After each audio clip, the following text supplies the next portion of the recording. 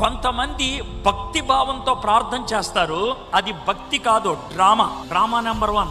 నేను ఏదో ఇది ఒక డ్రామా నెంబర్ 1. తెలుసో తెలియకో అది డ్రామా నెంబర్ 2. కొన్ని పాపాలు చేశా, అది డ్రామా నెంబర్ 3.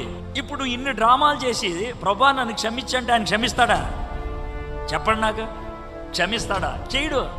క్షమించడం మనము స్వరాన్ని మార్చడం బట్టి, లేకపోతే కళ్ళంట్లో కాస్త నీళ్లు తెచ్చుకున్నట్లు చేస్తే అది పశ్చాత్తాప ప్రార్థన అనుకుంటే కాదు. పశ్చాత్తాప ప్రార్థనకి ఇమోషన్ కాదు కావాల్సింది, రియాలిటీ. ఉన్నది ఉన్నట్లుగా ఒప్పుకోగలిగితే దాన్ని పశ్చాత్తాపం అంటావు.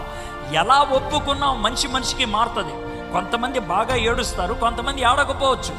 నువ్వు ఎంత ఏడ్చావు అనేది కాదు, వాస్తవాన్ని ఎంత ఒప్పుకోగలిగావు అనేది ప్రాముఖ్యం.